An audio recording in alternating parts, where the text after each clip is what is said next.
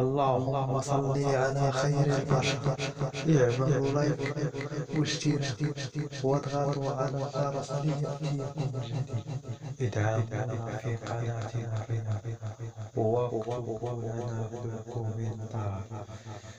كأس آسيا، نهائي كأس آسيا في قطر 2024 بين المنتخب القطري والمنتخب الأردني. نهائي عربي 100%، وصراع على كأس أبطال كأس آسيا.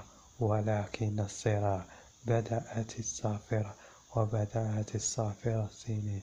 دخل المنتخب الأردني بكل ما لديه ودخل في صراع، تمكن من الكرة واستوحى، لكن المنتخب القطري حتى هو لا يريد الاستسلام. فجاء ضربة جزاء في الدقيقة 21 ليغيرها ويسجلها عفيف، والذي قال أنا مارسيلو، وهو مارسيلو مدريد وليس. بدأ عفيف يتلاعب، وبدأت الخطوات وبدأت العناوين، لكن الكرة كما كانت تمشي على خطواتها. انتهى الشوط الأول بتقدم منتخب قطر بضربة جزاء لعفيف واحد. بدأ التكتيك لكل المدربين وليدخلوا في الشوط الثاني كأنهم لا يريدون، لكن تغيير الشوط الثاني كان أكثر هجوميا للمنتخب الأردني الذي سيطر وتمعن بعدما تراجع المنتخب. لكنه جاء هدف في الدقيقة 66 ليغير يزير ويغير العنوان، وتأتي الفرحة وأردن كلها تفرح. هذا هو العنوان وهذا هو الكلام.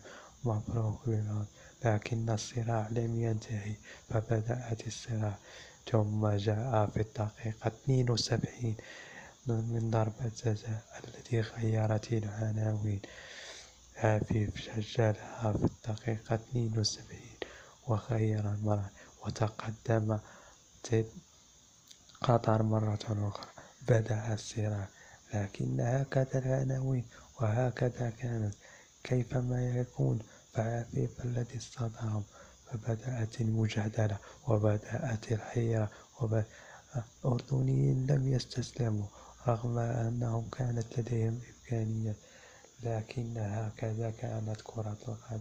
ليأتي ضربة جزاء في الدقيقة 94 ويسجلها عفيف ليسجل هاتريك، ويفكرون في نهائي كأس العالم بين فرنسا والأرجنتين الذي مبابي سجل 3 أهداف من ضربة جزاء، فغير العنوان وغير كل الفرحة انتهت صافرة.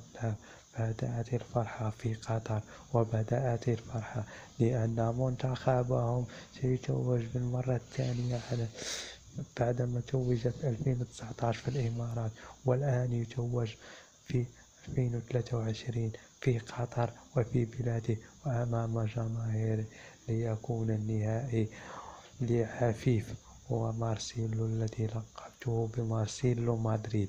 وأقول أنكم من أردتم فقولوا هو مارسيلو الذي فاز بجائزة أفضل لاعب وأفضل هداف وحارس المرمى الذي كان أفضل حارس. عفيف ما أدراك ما عفيف. فرحة عفيف لأنه سيد قطر وسيدها وحقق كل ما أراد. هل يستحق عفيف أن يكون في أكبر الأندية في أوروبا؟ وحملت قطر تتويجها فأفرحت، وحملت الكأس التي كانت تنتظر فجاءت الفرح. أما المنتخب الأردني فنتمنى له التوفيق في المسابقات القادمة إن شاء الله. اعملوا لايك واشتراك واضغطوا على الجرس ليأتيكم الجديد. ادعمونا في قناتنا واكتبوا لنا بالكومنتات.